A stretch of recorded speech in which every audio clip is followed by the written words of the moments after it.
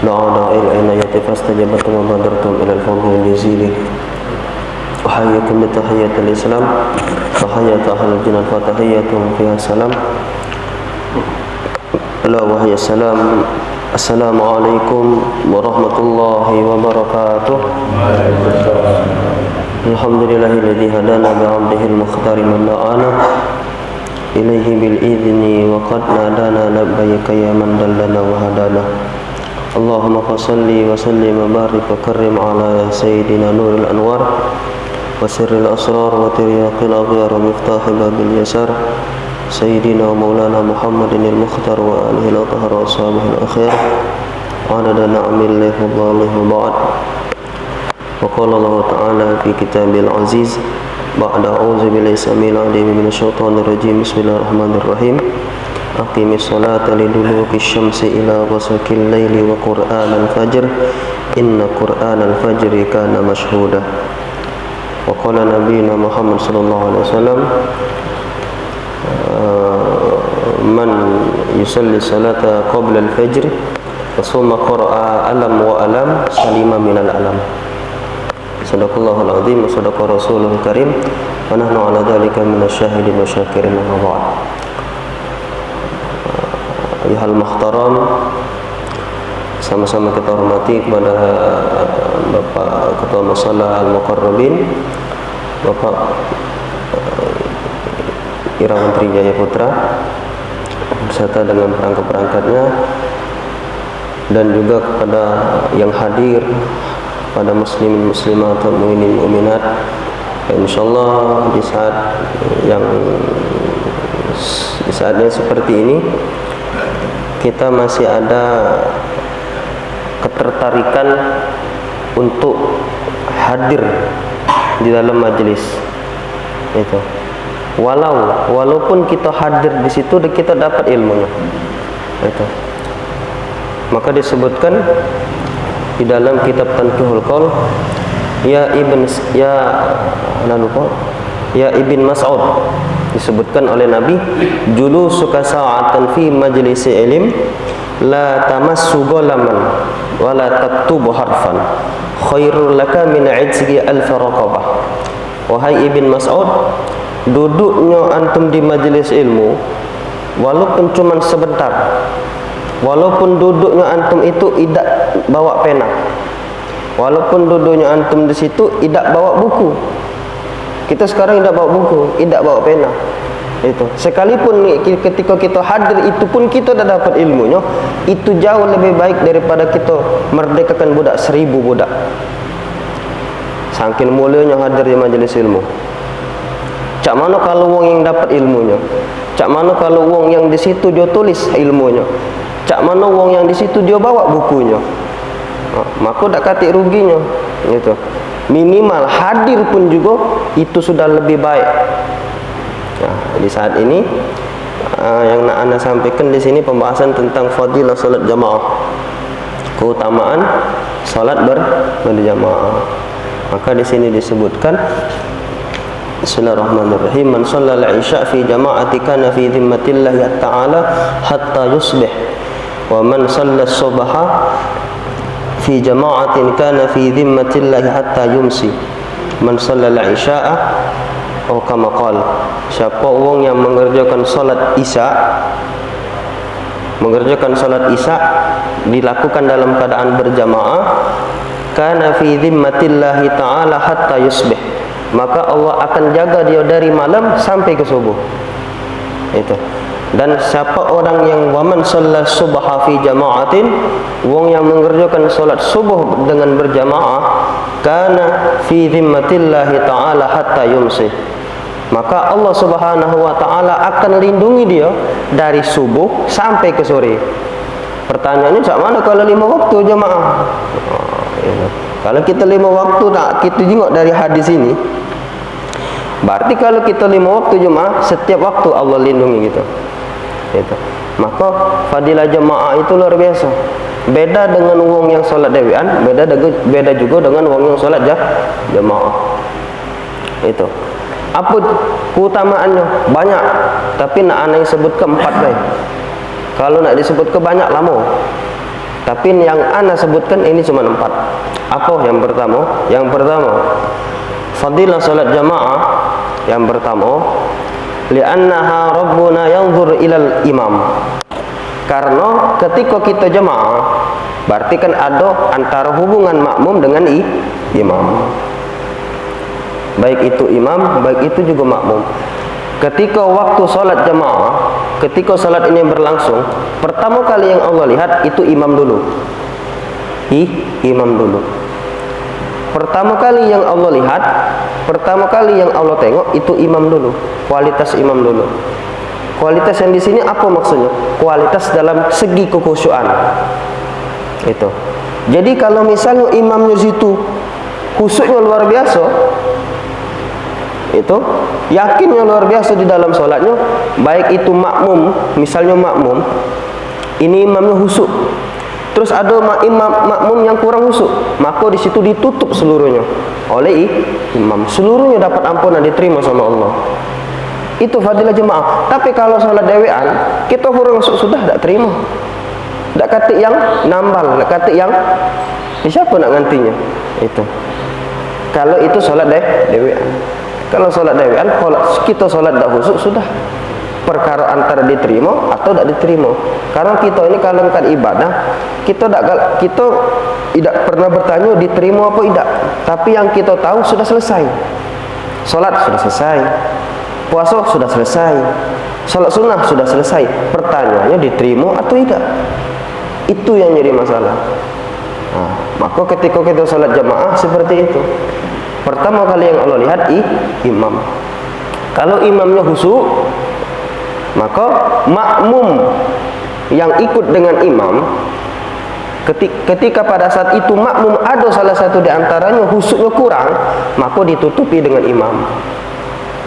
Maka dighufira wa taqabbalallahu ta'ala. Diterima dan diampuni sama Allah salatnya. Itu yang pertama.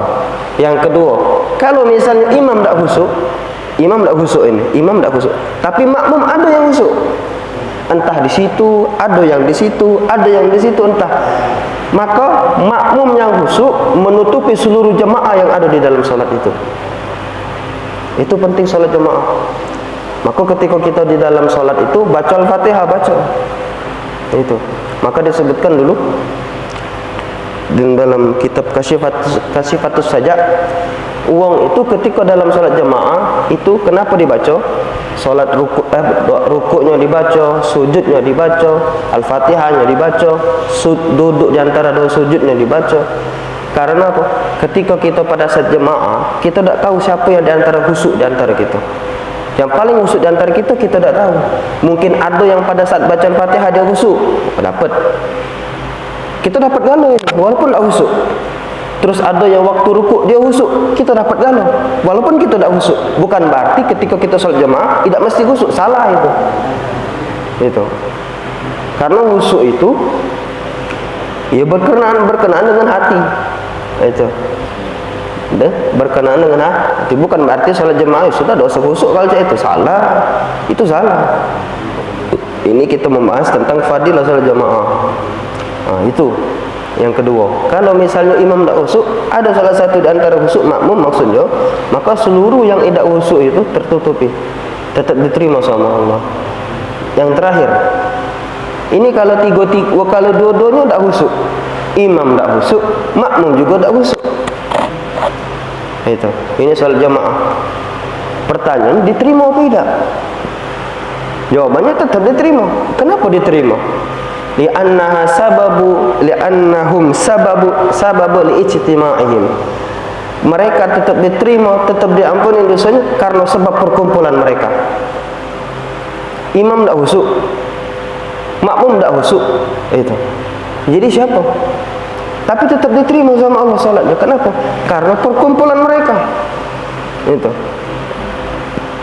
Jadi karena perkumpulan. Jadi begitu pentingnya salat ya jamaah. Ustaz, kalau kita bandingkan dengan salat jamaah dengan salat dewean, mana yang lebih ini? Kayak mana? Apa tuh keutamaannya? Jangan dibandingkan salat dewean dengan salat jamaah. Uang yang bergerak kakinya melangkahkan ke masjid salat jemaah itu sudah jauh lebih besar daripada salat dewean di rumah. apalagi salat jamaah. Yang baru melangkahkan kakinya untuk salat jamaah itu sudah jauh lebih besar ketimbang orang yang salat dewean di rumah.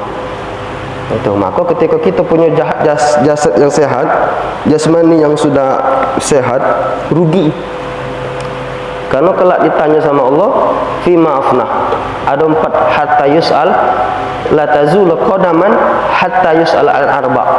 Wong itu ketika agak di akhirat ditanya 4 hal. 4 hal. Ana umri fi ma'afnah. Umurmu yang sekian puluh tahun kemana kau habiskan? Jasadmu yang sudah diciptakan dengan luar biasa, kau habiskan untuk apa? Hartamu yang sudah dikasih sama Allah, kau gunakan untuk apa? Itu. Yang terakhir apa? Hidupmu dikasih oleh Allah dengan kenikmatan yang luar biasa, kau manfaatkan untuk apa? Dan ilmumu yang sudah Allah kasih untuk mengamalkan ilmu tersebut, kemana ilmu itu? Nah, itu. Maka ketika kita pengen ditanya sama Allah, kita punya jasad yang sehat.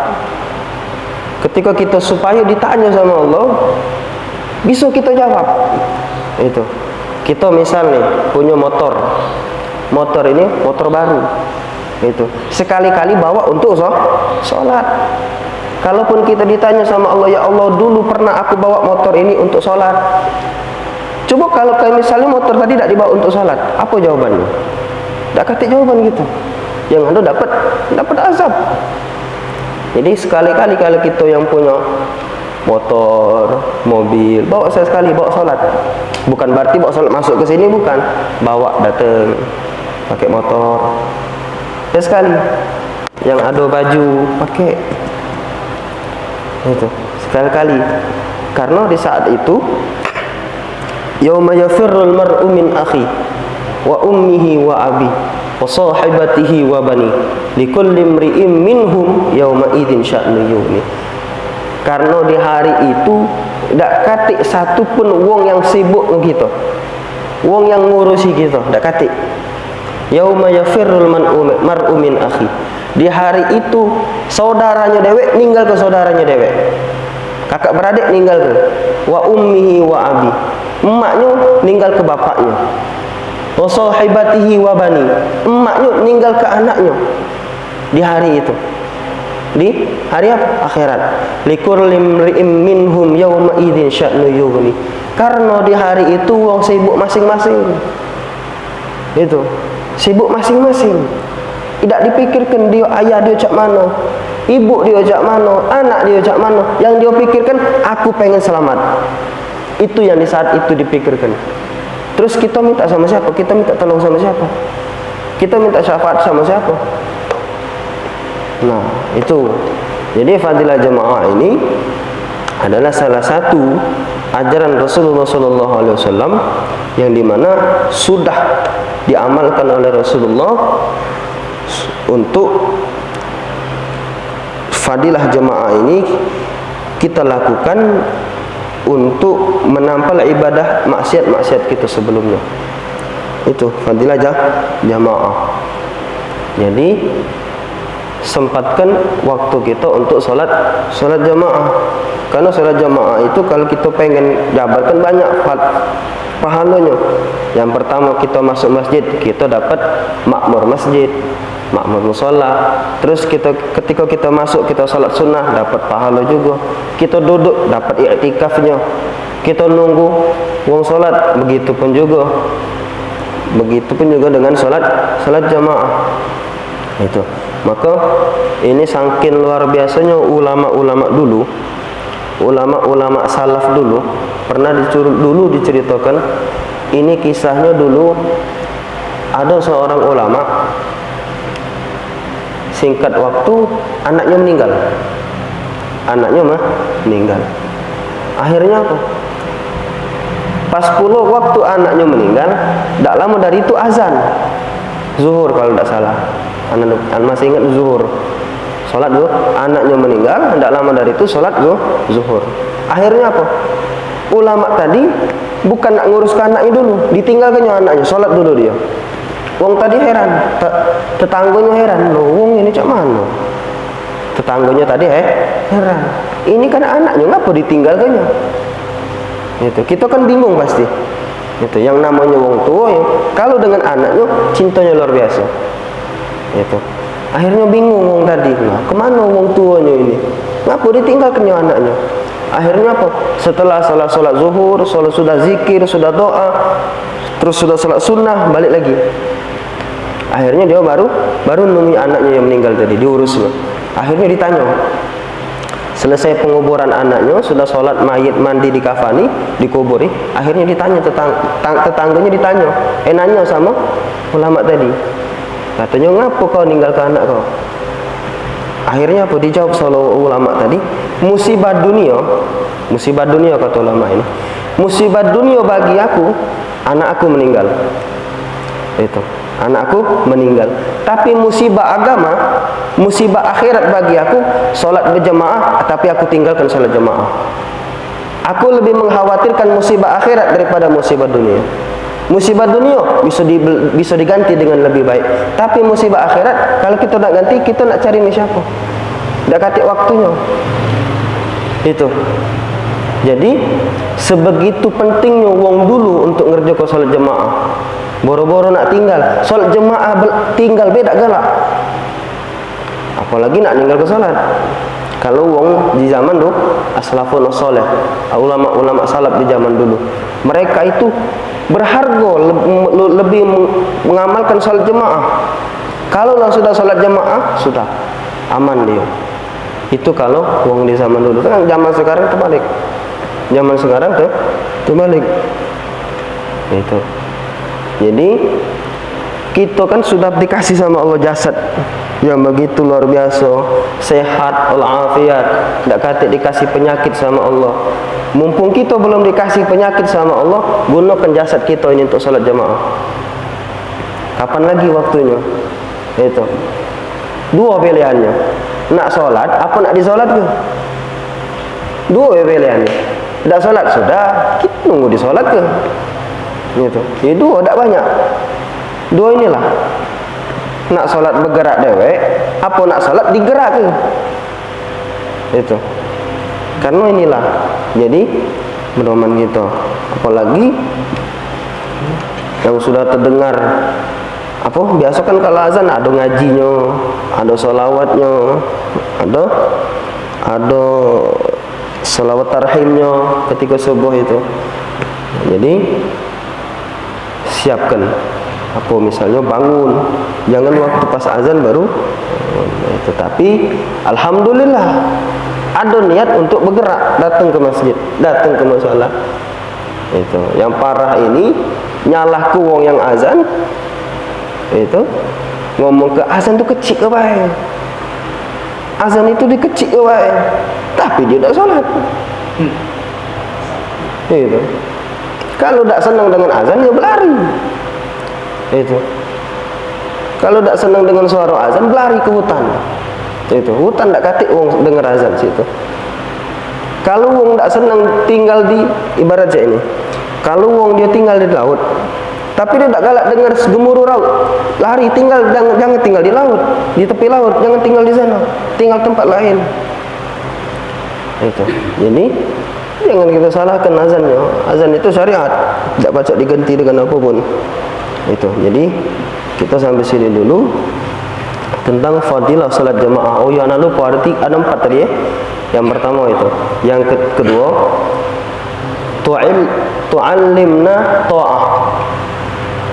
Fadilah salat jamaah itu mengajarkan kita untuk taat. Itu. Taat itu dalam arti taat dengan pemimpin. Itu. Berarti pemimpin itu harus lebih awal daripada makmum. Kalau makmum duluan dengan imam, itu sudah batal. Apalagi mendahului, lebih dahulu makmum daripada imam. Itu yang kedua. Yang ketiga, tu'allimna rahmah, tu'allimna mahabbah. Mengajarkan kita di dalam salat berjamaah itu tentang mahabbah, cinta. Kita biasanya kadang misalnya salat jamaah ini, biasa ini, kadang kita galak bertanya, nah kemana si fulan? Biasa aja itu, kemana si fulan? Nah itu pertanda mahabbah. Itu peduli. tu'allimna rahmah, mengajarkan kita untuk saling peduli. Biasa kan kita salat jamaah subuh, maghrib, isya, kita pas ada 3 hari, lawang tadi tak muncul, pasti kita bertanya, mana wong tadi? Itu kok dak kati, akhirnya apa? Pas tahu kabar dia sakit, kita dah datang. Nah itu pentingnya salat jamaah. Bukan berarti bukan berarti agak pas aku sakit berharap aku dijenguk, salah. Bukan itu, salah itu. Kita pengen dapat salat jamaahnya itu. Bukan pengen waktu sakit kita dijenguk, salah. Pancak itu maksudnya. Yang keempat, tu'allimna nizam, mengajarkan kita tentang disiplin salat itu.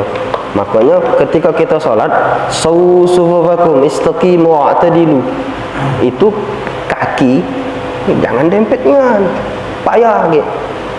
Itu jadi jangan terlalu mepet kaki kan, kedua kaki ini jangan terlalu mepet, jangan terlalu renggang. Jadi kaki itu posisikan sama dengan postur badan kita. Kayak itu. Postur badan kita kayak mana? Sama ke kaki kita. Itu. Bahkan kami diajarkan kalau misalnya ukuran kaki dengan kaki itu ini nah. Ayo kecil ini masih sudah, berarti ukuran dengan postur tubuh. Jangan terlalu renggang kakinya, ada yang terlalu ini. Terus juga jangan terlalu ngecik, merapat. Itu. Jadi ada 4 sebenarnya banyak, tapi kita bahas semuanya 4 ini. Insyaallah ada manfaatnya, ada ilmunya. Dan insyaallah kita berkumpul di sini tidak menjadi sia-sia, melainkan Allah Subhanahu wa taala mengampuni dosa-dosa kita. Yang sakit keluarga kita Allah sehatkan jasmaninya, yang susah Allah mudahkan urusannya, yang susah di dalam rezekinya Allah mudahkan rezekinya. Insyaallah mungkin kita menunggu yang akan datang kita bertemu kembali dalam keadaan sehat walafiat. Insyaallah. Manallahu wa iyyakum ajma'in ihdinas siratal mustaqim. Allahul muwaffiq ila aqwamit thoriq. Assalamualaikum warahmatullahi wabarakatuh.